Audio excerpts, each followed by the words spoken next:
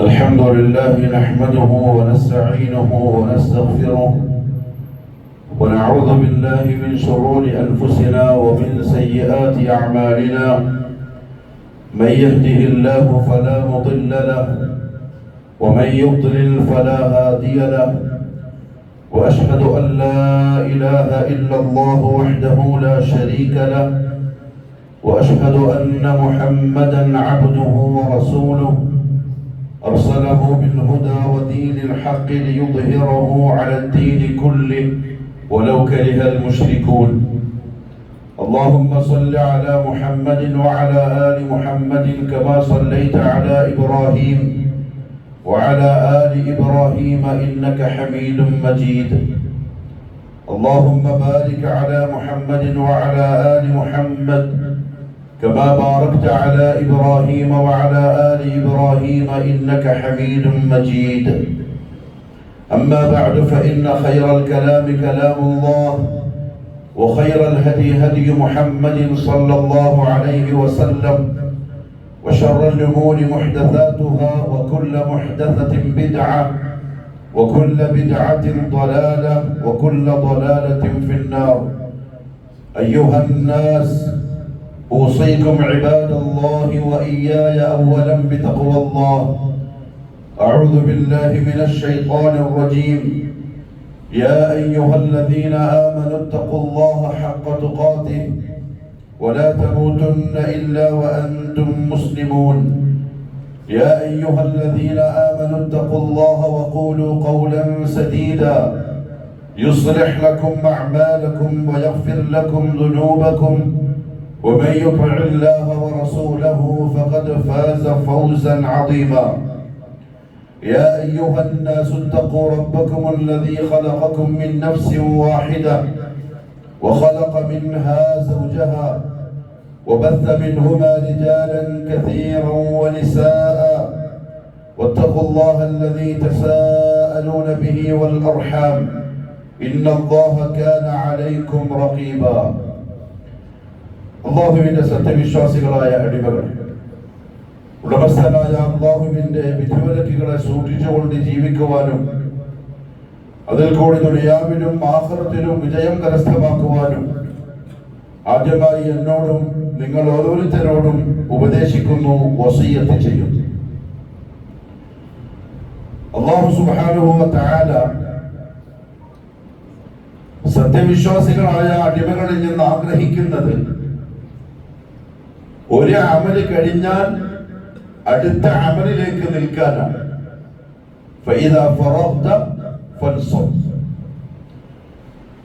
അതായത് എന്തെങ്കിലും ഒരു അമല് ചെയ്ത് അത് മതി എന്ന് പറഞ്ഞ് സത്യവിശ്വാസികൾ വെറുതെ ഇരിക്കൂല. ഒന്ന് കഴിഞ്ഞാൽ പിന്നെ അടുത്തതിലേക്ക് പ്രവേശിക്കും. ഏതുവരെ ആയിരിക്കും അവർ അങ്ങനെ അമലുകളുടെ കാര്യത്തിൽ ശ്രദ്ധ കാണിക്കുക? ഹത്താ യഅതിയകൽ യഖീൻ, മൗത്ത് വരുന്നത് വരെ, മരണം സംഭവിക്കുന്ന ആ നിമിഷം വരെ സത്യവിശ്വാസികൾ പുതിയ പുതിയ അമലുകളിലേക്ക് ശ്രദ്ധ കാണിച്ച് മത്സരിക്കുന്നവരായിരിക്കും. അവർക്ക് വെറുതെ ഇരിക്കാൻ കഴിയൂല. ഇനി ഒരു അമല് ചെയ്യുന്നതിന് വേണ്ടി അവർക്ക് ചെലവഴിക്കേണ്ടി വരുന്ന സമയം, അവരുടെ ഊർജം, അവരുടെ സമ്പത്ത്, ഇതെല്ലാം അവർ അമലിന്റെ പിറകിൽ അള്ളാഹുവിന് വേണ്ടി അർപ്പിക്കുന്ന നന്മകളായി മനസ്സിലാക്കും. ഇതുപോലെ ഇത് നഷ്ടപ്പെട്ടു പോകുമെന്നൊരു ഭയം അമലുകളിൽ നിന്ന് സത്യവിശ്വാസികളെ പിറകോട്ട് വലിക്കൂല. കഴിവിന്റെ പരമാവധി സമയവും ആരോഗ്യവും സമ്പത്തും അവർ അള്ളാഹുവിനെ തൃപ്തിപ്പെടുത്തുന്നതിന്റെ പിറകിൽ ചെലവഴിക്കാൻ തയ്യാറാവും. അവരെ അള്ളാഹുവിന് ഇഷ്ടമാണ്. അവരെ അള്ളാഹുവിനെ ഇഷ്ടമാണ് എന്നല്ല, പരിശുദ്ധ ഖുർആനിൽ അങ്ങനെയുള്ള ആളുകളെ സംബന്ധിച്ച് പറഞ്ഞിട്ട് അല്ലാഹു പറഞ്ഞു, വഫീ ദാലിക ഫൽയതനാഫസിൽ മുതനാഫിസൂൻ. ഇങ്ങനെ കർമ്മങ്ങൾ ചെയ്ത് സ്വർഗം കരസ്ഥമാക്കുന്നവരെ പോലെ ഈ വിഷയത്തിൽ മത്സരിക്കാൻ ആഗ്രഹമുള്ളവർ മത്സരിച്ചു കൊള്ളുക. ഇതാണ് അല്ലാഹുവിന്റെ വാക്ക്. എന്നല്ല, മറ്റുള്ളവരെക്കാളും നിങ്ങൾക്ക് എത്ര അധികം ചെയ്യാൻ പറ്റുമോ അത്രയും അധികം നിങ്ങൾ ചെയ്തോളി. നിങ്ങൾ നന്മകളിൽ മുൻകടക്കുന്നവരായി മാറിക്കൊള്ളു. ഇതാണ് അല്ലാഹുവിന്റെ കൽപ്പന. റസൂലുള്ളാഹി സ്വല്ലല്ലാഹു അലൈഹി വസല്ലം തങ്ങളും സത്യവിശ്വാസികളോട് അമലുകളുടെ പ്രാധാന്യം പറഞ്ഞ് സൂചിപ്പിച്ച വളരെ പ്രധാനപ്പെട്ട ഒരു വാക്ക് നബി സല്ലല്ലാഹു അലൈഹി വസല്ലം തങ്ങൾ പറഞ്ഞു, നിങ്ങൾ മരിച്ചു മയ്യത്തായി കഴിഞ്ഞാൽ ഖബറിലേക്ക് നിങ്ങളുടെ മയ്യത്തിനെ കൊണ്ടുപോകുമ്പോൾ 3 കാര്യങ്ങളായിരിക്കും കൂടെ വരിക. യത്ബഉൽ മയ്യിത സലാസ്.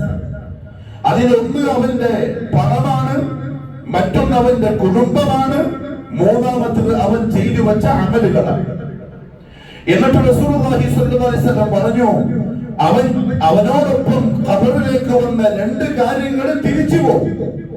തിരിച്ചു പോകുന്ന 2 കാര്യങ്ങൾ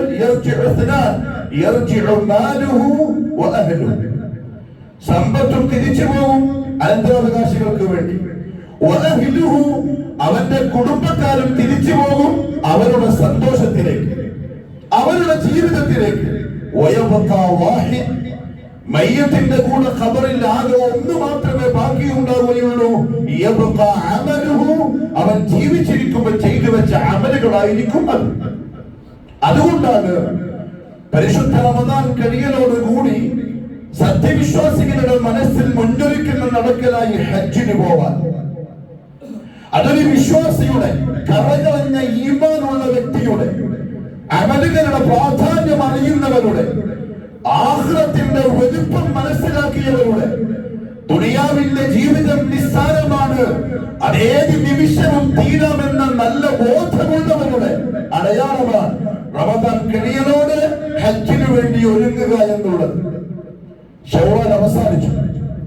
അല്ലാഹുവിന്റെ അതിഥികൾ ഭൂമിയിൽ നിർമ്മിക്കപ്പെട്ട അവന്റെ ആദ്യത്തെ ഭവനത്തിലേക്ക് യാത്രയാവാൻ തയ്യാറാവാനായി മഹാഭാഗ്യവാന്മാർ. ഹജ്ജിനു വേണ്ടി തയ്യാറായവരും അതിന്റെ ആരോഗ്യവും സമ്പത്തും സമയവും ചെലവഴിക്കാൻ മനസ്സറിഞ്ഞ് സന്തോഷത്തോടെ ഒരുക്കങ്ങൾ നടത്തുകയും ചെയ്തവർ അല്ലാഹുവിന്റെ അതിഥികളാണ്. അല്ലാഹുവിനെ കാണാൻ ചെല്ലുന്ന സംഘങ്ങളാണ്. അവർ വലിയ തൗഫീഖുള്ളവരാണ്. അല്ലാഹു നിയ്യത്താക്കിയവർക്കും നമുക്കും തൗഫീഖ് നസീബാക്കി തരട്ടെ. കാരണം ഹജ്ജ് ഒരു മനുഷ്യന് ചെയ്യാവുന്ന അമലുകളിൽ ഏറ്റവും ഉന്നതമായ അമലാണ്. അതുകൊണ്ടാണ് ഇസ്ലാം കാര്യങ്ങൾ 5 വേണ്ടിയപ്പോൾ ഏറ്റവും അവസാനം ഹജ്ജ് പറഞ്ഞത്. അതിനൊരു കാരണമുണ്ട്. ഷഹാദത്ത് ഖൽബുമായി ബന്ധപ്പെട്ടതാണ്. അതായത് അടിമ അല്ലാഹു റബ്ബുൽ ഇസ്സത്തിന് കൊടുക്കുന്ന കരാറാണ്. ആ കരാറ് ചെയ്ത സത്യവിശ്വാസി പിന്നെ ചെയ്യുന്ന 5 നേരത്തെ നിസ്കാരം ശരീരവുമായി ബന്ധപ്പെട്ടതാണ്. അമലുൻ ബദനി, ശരീരം കൊണ്ട് ചെയ്യേണ്ട അമലാണ് നിസ്കാരം.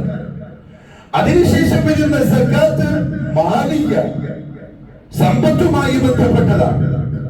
റമദാനിന്റെ നോമ്പ് ശരീരവുമായി ബന്ധപ്പെട്ടതാണ്. ഹജ്ജ് ശരീരം കൊണ്ടും സമ്പത്ത് കൊണ്ടും ചെയ്യേണ്ടതാണ്. വെറുതെ പറ്റൂല. ശരീരത്തിന് കഷ്ടപ്പാടുണ്ടാവും. അത് ഹജ്ജിന് പോയവർക്കേ മനസ്സിലാവുള്ളൂ. ഹജ്ജിന് പോകാൻ വേണ്ടി തയ്യാറായവരും ആദ്യം തയ്യാറാവേണ്ടത് ഞാൻ ശരീരം കൊണ്ടുള്ള അഫ്ദലുൽ ജിഹാദ് എന്ന് പറയപ്പെട്ട ജിഹാദിന് പോകാൻ തയ്യാറായിരിക്കുകയാണ്. ഈസി ആയിരിക്കൂല, അത് എളുപ്പമായിരിക്കൂല. മനസ്സിന് പ്രയാസം ഉണ്ടാവും, ശരീരത്തിന് പ്രയാസം ഉണ്ടാവും. പിശാച് കളിക്കാവുന്ന കളികൾ മുഴുവൻ കളിക്കും.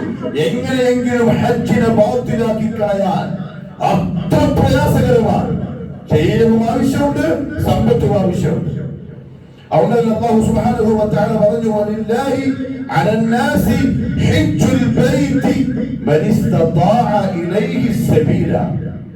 എല്ലാവർക്കും ഹജ്ജ് നിർബന്ധമല്ല, എല്ലാവർക്കും ഹജ്ജ് നിർബന്ധമാവില്ല. ഹജ്ജ് നിർബന്ധമാകുന്നത് ആർക്കാണ്? സബീലൻ, ശാരീരികമായി, സാമ്പത്തികമായി, മറ്റ് സംവിധാനങ്ങളായി ആർക്ക് പരിശുദ്ധ കഅബാലയത്തിലേക്ക് ആ മാസങ്ങളിൽ വരാൻ സാധിക്കുമോ അവർക്ക് അല്ലാഹുവിന്റെ മേലുള്ള ഹഖാണ് അവർ ഹജ്ജ് ചെയ്യുക എന്നുള്ളത്. അതുകൊണ്ട് തന്നെ റമദാൻ കഴിയലോടെ ശരീരത്തിന്റെ ആരോഗ്യമുള്ള വിശ്വാസികൾ സാമ്പത്തികമായി 3, 4, 6, 7 ലക്ഷം രൂപ മുടക്കി കഅബാലയത്തിൽ ചെന്ന് ഹജ്ജ് ചെയ്യാൻ സാമ്പത്തികമായി ശേഷിയുള്ളവർ യാത്രാ സൗകര്യവും മറ്റ് സൗകര്യങ്ങളും ഉള്ളവർ തയ്യാറാവലായി. അള്ളാഹുവിന്റെ കൽപ്പനയെ മാനിച്ച് ആ അടിമകൾ ഉടമസ്ഥന്റെ അതിഥികളായി പോകാൻ തയ്യാറാവലായി. ശരിയാണ്, ഇബ്രാഹിം അലൈഹിസ്സലാത്തു വസ്സലാമിന്റെ വിളിക്ക് അവർ ഉത്തരം കൊടുക്കാൻ തയ്യാറായിരിക്കുന്നു. അള്ളാഹു യാത്ര എളുപ്പാക്കി കൊടുക്കട്ടെ.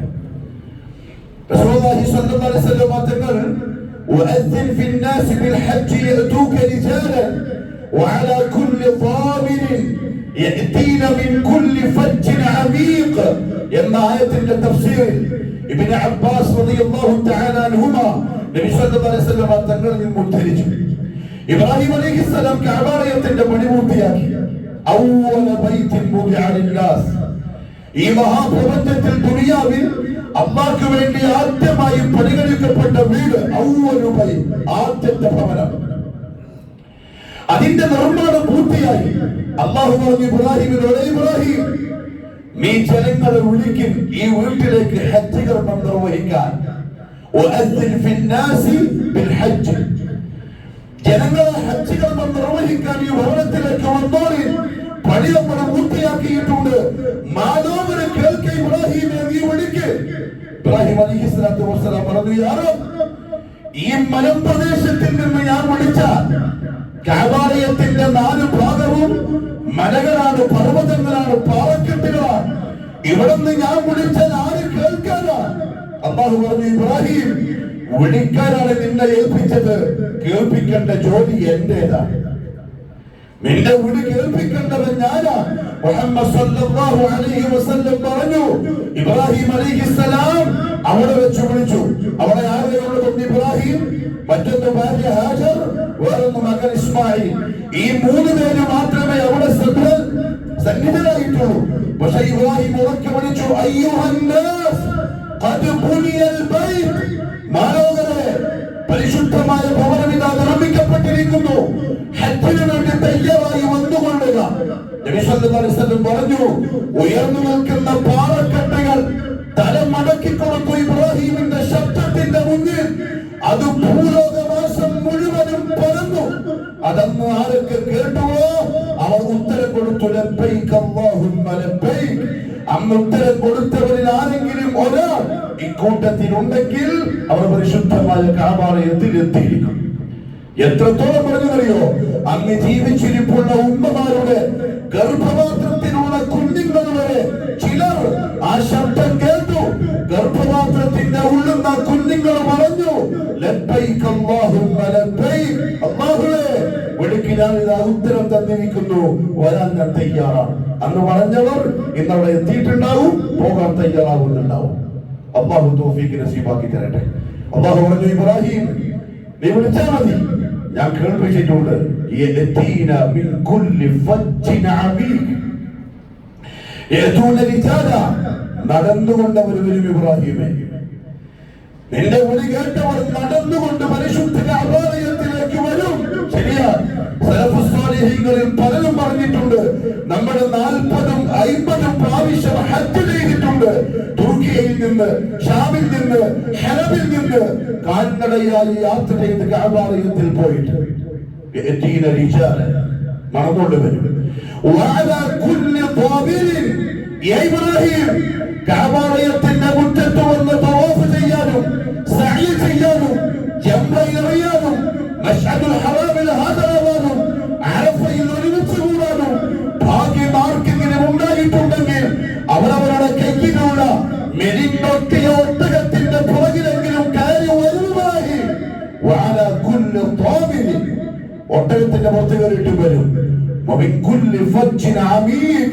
ഇടുങ്ങിയ മലമ്പാതകളിലൂടെ പർവ്വതങ്ങൾ ഇറങ്ങി ഇബ്രാഹിം അവർ കഅബാലയത്തിന്റെ മുന്നിൽ വന്നിരിക്കും. ഇന്ന് നമ്മളത് കണ്ടു.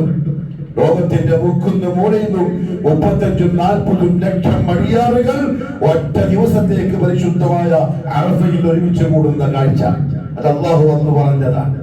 ശരിയാണ്, അത്രയും പ്രാധാന്യമുള്ള ഇബാദത്താണ് ദീനുൽ ഇസ്ലാമിൽ ഹജ്ജ്, അഥവാ ഇസ്ലാമിന്റെ പൂർണ്ണതയാണ്. ഇസ്ലാമിന്റെ പൂർണ്ണതയാണ്. ഒരാൾ ഹജ്ജ് ചെയ്യലോടെ അയാൾ ഇസ്ലാമിന്റെ 5 റുക്നുകൾ പൂർത്തിയാക്കി ഒരു പക്ക മുസ്ലിമായി. ഹാജിയാവലല്ല, അത് നമ്മളിട്ട പേരാണ്. ഒരാൾ ഇഖ്ലാസോടെ നിഷ്കളങ്കമായി മറ്റു ദുനിയാവിന്റെ ആഗ്രഹങ്ങൾ ഒന്നുമില്ലാതെ ഹജ്ജ് നിർവഹിക്കലോടെ അവനാകുന്നത് പക്കാ മുസ്ലിം. അഥവാ ഇസ്ലാമിന് നബി സല്ലല്ലാഹു അലൈഹി വസല്ലം എണ്ണിയ 5 തൂണുകൾ പൂർത്തിയാക്കിയ മുസ്ലിം. അതുകൊണ്ട് തന്നെ അവർക്ക് പറയപ്പെട്ട ശ്രേഷ്ഠതകൾ ചില്ലറയല്ല. തയ്യാറാവണം, ഒരുങ്ങി നിൽക്കണം, ഒരുക്കം തർത്തീബ് ചെയ്യണം, പൈസ എടുത്തു വെക്കണം, നിയ്യത്താക്കണം, ഇഖ്ലാസോടെ റബ്ബിനോട് ചോദിക്കണം, അല്ലാഹുവേ എന്നെ ഹജ്ജിന് അവിടെ എത്തിക്കണേ അല്ലാഹ്. ശൈത്താൻ എന്താ ചെയ്യാന്നറിയോ? നമ്മുടെ മനസ്സിൽ തോന്നിപ്പിക്കും, എനിക്ക് പോവാൻ കഴിയോ, നിക്കയിലുള്ള ശേഷിയെല്ലാം ഉണ്ടോ? വഹുവ അലാ കുല്ലി ഷൈഇൻ ഖദീർ, വഹുവ അലാ കുല്ലി ഷൈഇൻ ഖദീർ. അല്ലാഹു കഴിവുള്ളവനാണ്. ആഗ്രഹിച്ച് ദുആ ചെയ്യുന്ന വിശ്വാസികളുടെ ദുആ അല്ലാഹു തള്ളിക്കളയാത്തവനാണ്. ഒന്നാലോചിച്ച് നോക്കിയേ, എത്രായിരം പൈസ നമ്മൾ എന്തിനൊക്കെ വേണ്ടി ചെലവാക്കുന്നുണ്ടാവും. രസത്തിന് വേണ്ടിയിട്ട്. നമ്മുടെ ഭക്ഷണം, നമ്മുടെ വസ്ത്രം, നമ്മുടെ വീട്, നമ്മുടെ കറക്കം, നമ്മുടെ വെരുത്ത്, നമ്മുടെ പോക്ക്, ഇതിനൊക്കെ എത്ര എത്ര എത്ര പൈസ നമ്മൾ ചെലവാക്കുന്നുണ്ടാവും. അതേസമയം പെൺമക്കളുള്ള ഉപ്പമാര് മക്കളെ കെട്ടിക്കാൻ വേണ്ടി പൈസ എടുത്തു വെക്കാൻ തുടങ്ങിയിട്ടുണ്ടാവില്ലേ? അങ്ങനെ ഒന്നും ഇസ്ലാമിലില്ലെങ്കിലും അങ്ങനെ ഒന്നും ഇസ്ലാമിലില്ല. പെണ്ണിന്റെ ഉപ്പക്ക് ചെലവില്ല, ചെറുക്കനാണ് ചെലവ്, ചെറുക്കിന്റെ ഉപ്പക്കാണ് ചെലവ്. എന്നാലും ഒരു നാട്ടു നടപ്പെന്നോണം പെൺമക്കളുള്ള ഉപ്പമാര് ഉമ്മമാര് എടുത്തു വെക്കാൻ തുടങ്ങിയിട്ടുണ്ടാവും. 5 പെണ്ണിനിയുണ്ടാവും മോളെ കെട്ടിക്കാൻ. എന്നാലും ഇപ്പോഴേ നമ്മൾ തുടങ്ങും. എങ്കിൽ എന്റെ പ്രിയപ്പെട്ടവരെ, ഹജ്ജിന്റെ കഥ നമ്മുടെ മനസ്സിലേക്ക് വരുന്നേയില്ല, നമ്മൾ എടുത്തു വെക്കുന്നേയില്ല.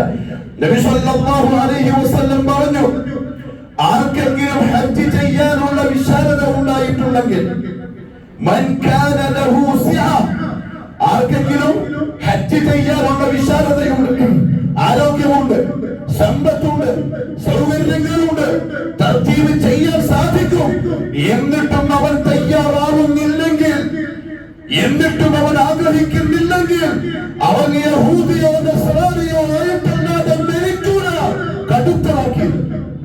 കടുത്തനാക്കിയത് എന്തുകൊണ്ടറിയോ? ഇസ്ലാമിന്റെ പൂർണ്ണതക്ക് തയ്യാറാകാത്തവനാണ് അവൻ. റസൂലുള്ളാഹി സ്വല്ലല്ലാഹു അലൈഹി വസല്ലം പറഞ്ഞു, അൽ ഹുജ്ജാജു വൽ ഉംറാറു വഫ്ദുല്ലാഹ്, ഹാജിമാരും ഉംറക്ക് വേണ്ടി പോകുന്ന ആൾക്കാരും അല്ലാഹുവിന്റെ അതിഥികളാണ്. ദഅൂഹും ഫഅജാബൂഹു, അവരെ ഉടമസ്ഥനായ റബ്ബ് വിളിച്ചു, അടിയാറുകളെ വരൂ, കഅബയിലേക്ക് വരൂ, കഅബയെ ഒന്ന് തവാഫ് ചെയ്യ്, സഅയ് ചെയ്യ്, ജംറകളിൽ എറിയ്, പിന്നെ എന്റെ മുമ്പിൽ തലയിലെ മുടിയും പഠിച്ചു വിരയാണ്ടികളാവിൽ. അല്ലാഹു അവരെ വിളിച്ചു, ഫഅജാബൂഹു, അവർ അവരുടെ റബ്ബിന് ഉത്തരം കൊടുത്തു. വേറൊന്നും നോക്കിയില്ല. 7 ലക്ഷം ചെലവാക്കിയിട്ട് എങ്ങനെയാ പോവാ? എന്തെല്ലാം ചെയ്യാമോ 7 ലക്ഷത്തിന്? അവര് ചിന്തിച്ചില്ല, ദുനിയാവുമായിട്ട് ബന്ധപ്പെട്ട് ആലോചിച്ചതേയില്ല. അവർ ഉടമസ്ഥന്റെ വിളിക്കുത്തരം കൊടുത്തു, അവർ പോവാൻ തയ്യാറായി. പകരം അല്ലാഹു അവർക്ക് നൽകിയത് വസഅലൂഹു ഫഅഅതാഹും, ഇത്രയും പൈസയും ആരോഗ്യവും ശരീരവും ചെലവാക്കി, ഭാര്യമാരെ വിട്ട്, മക്കളെ വിട്ട്, ബന്ധുക്കളെ വിട്ട്, കച്ചവടം ഒഴിവാക്കി കഅബയുടെ മുറ്റത്തെത്തിയവർ അവർ അല്ലാഹുവിനോട് ചോദിച്ചു, ഫഅഅതാഹും, എന്താണോ ചോദിച്ചത് അത് അവർക്ക് കൊടുക്കുകയും ചെയ്തു. എങ്ങനെ കൊടുക്കാണ്ടിരിക്കും? അല്ലാഹു എങ്ങനെ കൊടുക്കാണ്ടിരിക്കും? അവരെല്ലാം വിട്ടേച്ച് വന്നിരിക്കുക, അവർ പൈസ ചെലവാക്കി വന്നിരിക്കുക. എന്തെങ്കിലും ദുനിയാവിൽ കിട്ടാനുണ്ടോ? ഒന്നും കിട്ടാനുള്ള പ്രയാസങ്ങളും മാത്രം. അത് ഈ 2024 ഹജ്ജിലും അപ്രയാസം ഉണ്ടാവും. മുസ്ദലിഫയിൽ ഏതെങ്കിലും കിടന്നുറങ്ങേണ്ടി വരും.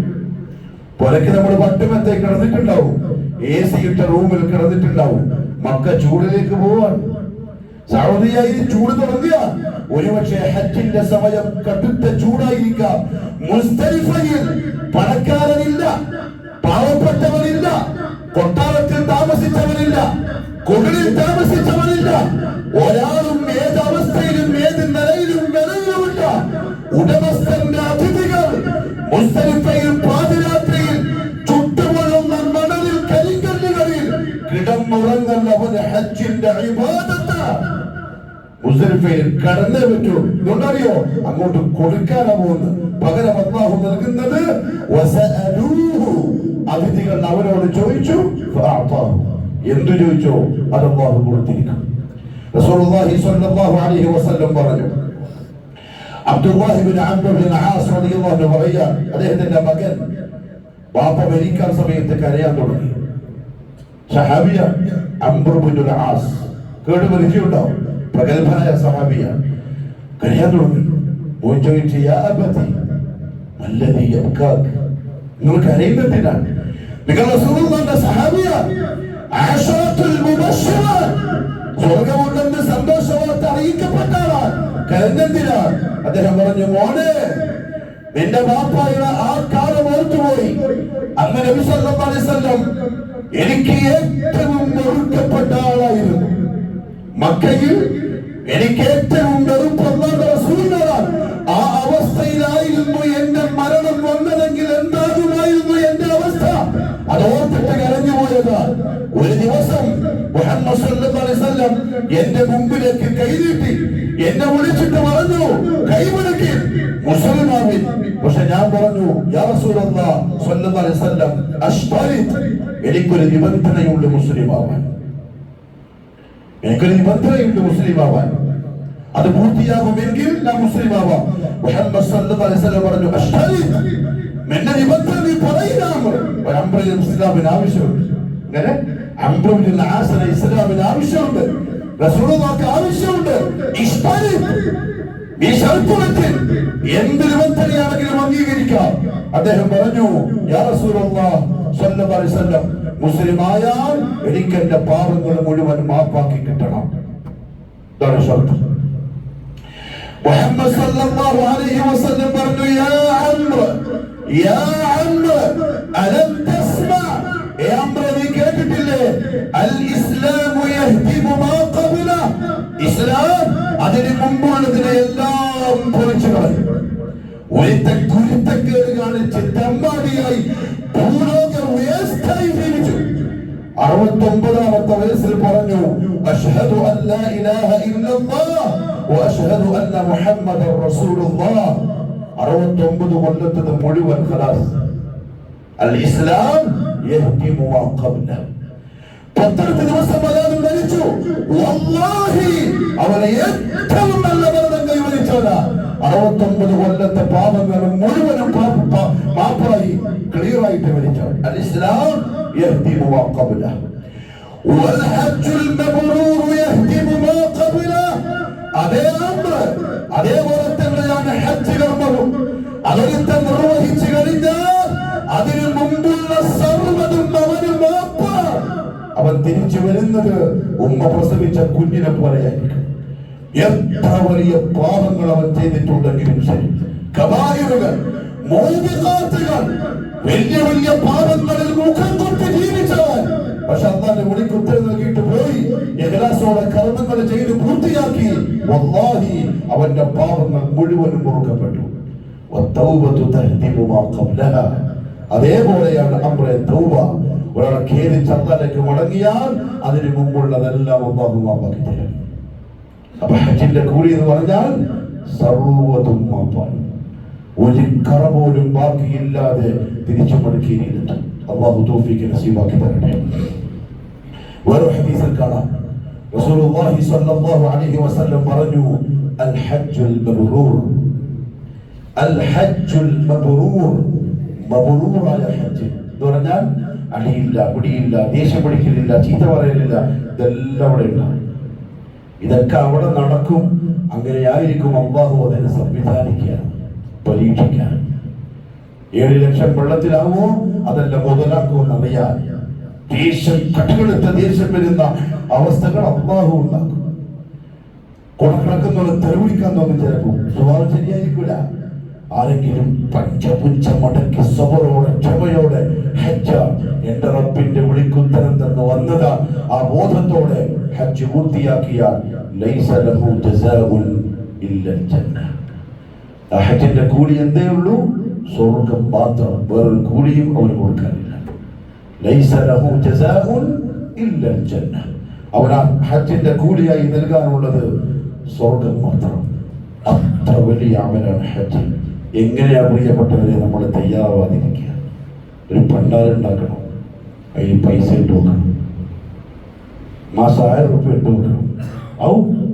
എന്തെല്ലാം നമ്മൾ ഇട്ട് വെക്കുന്നുണ്ട്? കച്ചവടം തുടങ്ങാൻ, ടൂർ പോവാൻ, കുപ്പായം വാങ്ങാൻ, കാറ് വാങ്ങാൻ. അള്ളാഹു തൗഫീഖ് നസീബാക്കി തരട്ടെ. റസൂലുള്ളാഹി സ്വല്ലല്ലാഹു അലൈഹി വസല്ലം തങ്ങൾ പറഞ്ഞു, മൻ ഹജ്ജൽ ബൈത, ആരെങ്കിലും കഅബാലയത്തിൽ ചെന്ന് ഹജ്ജ് ചെയ്തു, ഫലം യർഫുസ് വലം യഫ്സുഖ്, നേരത്തെ പറഞ്ഞ പോലെ ചൂടായില്ല, ദേഷ്യം പിടിച്ചില്ല, ഭാര്യ ഭർത്ത ബന്ധത്തിൽ ഏർപ്പെട്ടില്ല, ഹറാമുകളൊക്കെ സൂക്ഷിച്ചു, സ്വഭാവത്തെ സൂക്ഷിച്ചു, അങ്ങനെ നല്ല സൂക്ഷ്മതയോ ആരെങ്കിലും ഹജ്ജ് പൂർത്തിയാക്കിയാൽ ഖറജ മിൻ ദുനൂബിഹി കയൗമ വലദത്ഹു ഉമ്മു, ഹജ്ജ് കഴിഞ്ഞവൻ തിരിച്ച് വിമാനം കയറുക, അവന്റെ ഉമ്മ അവനെ പ്രസവിച്ച അന്ന് അവൻ എങ്ങനെയായിരുന്നു അങ്ങനെയായിരിക്കും, ഫുൾ ക്ലീൻ. അതുകൊണ്ട് തന്നെ ഹജ്ജും ചെയ്ത് കഴിഞ്ഞ് വന്നിട്ട് ഒരു ഹാജിയെ പോലെ, ഒരു ഹജ്ജുമ്മയെ പോലെ ജീവിച്ചവൻ മരിച്ചാൽ ക്ലീൻ ചാനലാണ്. അള്ളാഹു നസീബാക്കി തരട്ടെ. തൗഫീഖാണ് ഹജ്ജ്, വലിയ തൗഫീഖാണ്, ചോദിച്ച് വാങ്ങാനുള്ളതാണ്. മുഹമ്മദ് സല്ലല്ലാഹു അലൈഹി വസല്ലം തങ്ങൾ പറഞ്ഞതായി ആയിഷ റളിയല്ലാഹു തആല അൻഹ പറയുന്നു, യാ റസൂലല്ലാഹ്, ആയിഷ ചോദിച്ചു അല്ലാഹുവിന്റെ റസൂലിനോട്, നറൽ ജിഹാദ അഫ്ദലൽ അഅമാൽ, ജിഹാദ് അമലുകളുടെ കൂട്ടത്തിൽ ഏറ്റവും ശ്രേഷ്ഠമായ അമലല്ലേ നബിയെ, അഫലാ നുജാഹിദ്, നമ്മൾ ജിഹാദിന് വരണ്ടേ? ആയിഷ ബിബിന്റെ ആഗ്രഹം. ആൾക്കാർ ജിഹാദിന് പോകുന്നു, ജിഹാദിന്റെ കൂലി എന്താ? മുജാഹിദ്, അതേപോലെ ഷഹീദ്, വളരെ വലിയ കൂലി. അഫ്ദലുൽ അഅമാൽ, അമലുകളുടെ കൂട്ടത്തിൽ ഏറ്റവും ശ്രേഷ്ഠം. അഫലാ നുജാഹിദ്, നബിയെ നമുക്ക് ജിഹാദ് ചെയ്യണ്ടേ?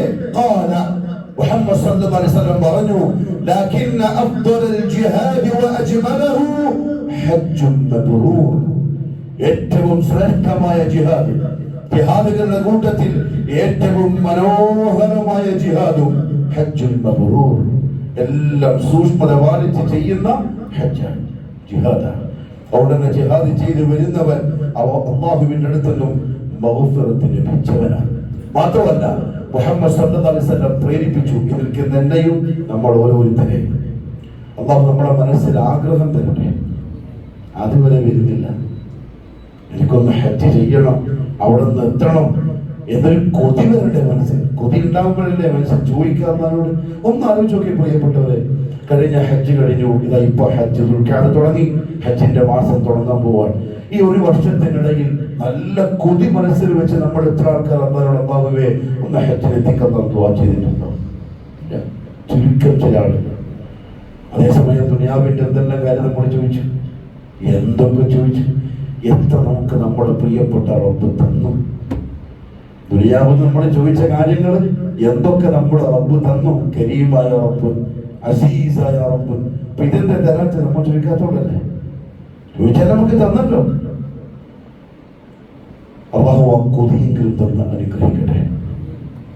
റസൂലുള്ളാഹി സ്വല്ലല്ലാഹു അലൈഹി വസല്ലം തങ്ങൾ പറഞ്ഞു, അൽ ഹുജ്ജാജു വൽ ഉംറാറു വഫ്ദുല്ലാഹ്, ഹാജിമാരും ഉംറ ചെയ്യുന്നവരും അല്ലാഹുവിന്റെ അതിഥികളാണ്. ഇൻ ദഅഊഹു അജാബഹു, അവരവിടെ തന്നെ ദുആ ചെയ്താൽ അവർക്ക് അല്ലാഹു ഉത്തരം കൊടുക്കും, പോടാന്ന് പറയില്ല. ഇത്രയും പൈസ മുടക്കിയിട്ട് അള്ളാഹുവിനടുത്തേക്ക് പോയാൽ വേറെന്താ അവിടെ നിന്ന് കിട്ടാനുണ്ട്? ആളെ കച്ചവടത്തിന് പോകുന്നില്ല, ആള് വേറെ എന്തെങ്കിലും കാണാനോ കേൾക്കാനോ വാങ്ങാനോ പോകുന്നില്ല. ഹജ്ജ് ചെയ്യാൻ പോവാൻ, കഷ്ടപ്പെടാൻ പോവാൻ, മെരിച്ച് പണിയെടുക്കാൻ പോവാൻ. അതുകൊണ്ട് തന്നെ ആ പോയവർ അള്ളാഹുവിനോട് ചോദിച്ചാൽ അജാബോ എന്ന് ചോദിക്കുന്നു, അള്ളാഹു ഉത്തരം കൊടുക്കുകയും ചെയ്യും. മാത്രമല്ല അവർ പാപമോചനം തേടിയാൽ അള്ളാഹുവിനോട് അള്ളാഹു അവർക്ക് പാപങ്ങൾ പുറത്തു കൊടുക്കും. വേറൊരു വായത്തിലുണ്ട്, അവർ ആർക്ക് വേണ്ടി പാപമോചനം തേടിയോ അവർക്കും അള്ളാഹു പുറത്തു കൊടുക്കും. അവിടെ ഹജ്ജിന് പോകുന്ന ആളുകളുടെ അടുത്ത് പറയണം, അവിടെ പോയിട്ട് എനിക്ക് വേണ്ടി ദുആ ചെയ്യണം, എൻ്റെ പാപങ്ങൾ പുറത്തു കിട്ടാൻ ദുആ ചെയ്യണേ എന്ന് അവരോട് പറയണം. കാരണം അവർക്ക്